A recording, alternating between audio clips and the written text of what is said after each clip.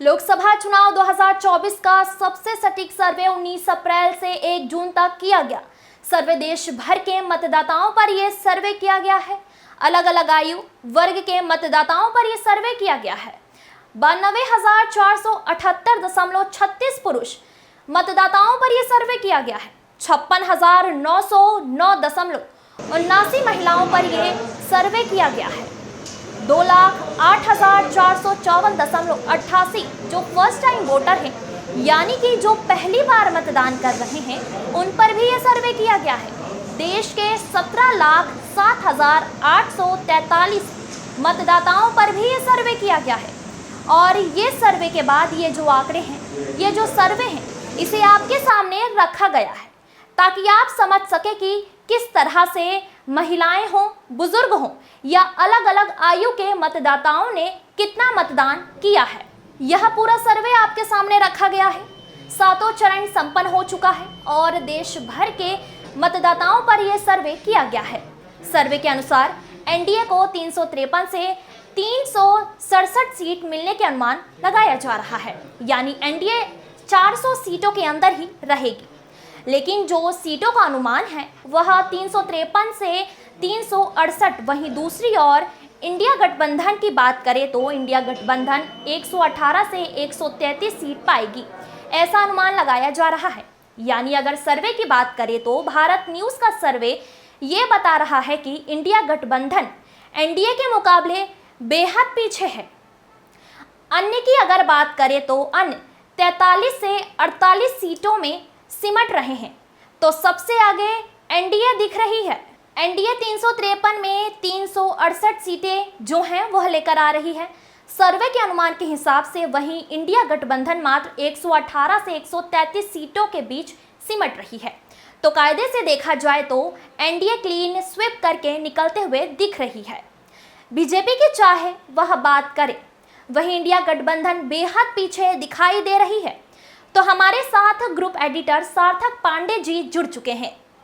सार्थक जी, जो सर्वे आ रहे हैं, यानी कि जो भारत न्यूज़ के एग्जिट पोल के अनुमान आ रहे हैं, उस हिसाब से साफ तौर पर एनडीए को बढ़त मिल रही है और इंडिया गठबंधन बेहद पीछे दिख रहा है। ये बिल्कुल देखिए, जिस तरह से लोकसभा चुनाव जब ये हुआ, लोकसभा चुनाव में इस बार जो सरगर्मी देखने को मिली वो पिछली चुनावों के तहत काफी ज्यादा थी। और इस बार के चुनाव में जो ये सरगर्मी हुई, सरगर्मी के बाद अब जो फैसले की बात आ रही है, तो फैसले में अगर बात करें, लगातार एनडीए जितना अपना प्रयास कर रही है जीत हासिल करने के लिए, उससे कहीं भी इंडिया गठबंधन पीछे नहीं है। इंडिया गठबंधन भी उसी तरह से प्रयासरत है जैसे कि एनडीए अपना पूरा प्रयास लगा रही है। तो मायने अब जो भारत न्यूज का जो एग्जिट पोल, जो सबसे सटीक पूरे न्यूज इंडस्ट्री में सबसे सटीक एग्जिट पोल इस वक्त भारत न्यूज दिखा रहा, और हमारे एग्जिट पोल के अनुसार जो एनडीए है वो स्वाइप आउट कर रही है इंडिया गठबंधन को। यानी कहा जाए कि इंडिया गठबंधन लगभग आप ये मान के चलिए कि बहुत बुरी तरह से हार रही है।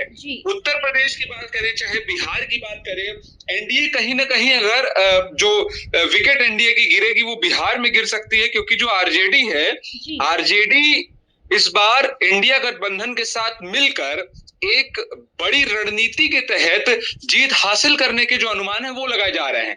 1 या 2 सीट अगर हारती भी है आरजेडी या इंडिया गठबंधन, तो उससे कोई खासा फर्क देखने को नहीं मिलेगा। लेकिन एनडीए कहीं ना कहीं, एनडीए की जो सीटें हैं वो बहुत ज्यादा फंसती हुई बिहार में दिख रही है। अब उत्तर प्रदेश में देखा जाए तो उत्तर प्रदेश में अखिलेश यादव की बात करें, चाहे राहुल गांधी की बात करें, चाहे प्रियंका गांधी की बात करें या सोनिया गांधी की बात करें, यानी सभी विपक्षी जो बड़े दल हैं, 4 बड़े पार्टी जो उत्तर प्रदेश में है, जिनमें Bahujan Samaj party, Indian national Congress, Samajwadi party और भारतीय जनता पार्टी, 4 बड़ी पार्टियां हैं। और इन चारों बड़ी पार्टियों में भारतीय जनता पार्टी उत्तर प्रदेश में भी स्वाइप आउट करते दिख रही है, यानी इंडिया गठबंधन को बहुत पीछे छोड़ रही है।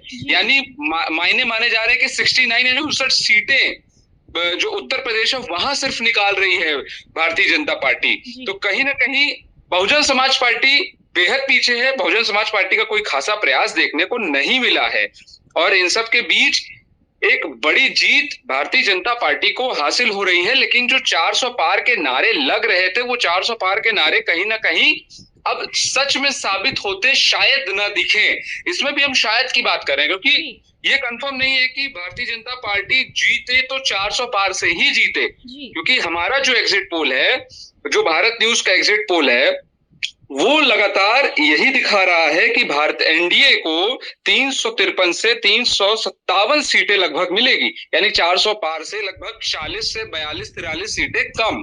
तो 400 पार नहीं, लेकिन स्वाइप आउट है। जी जी सार्थक पांडे जी, आपका बहुत बहुत धन्यवाद।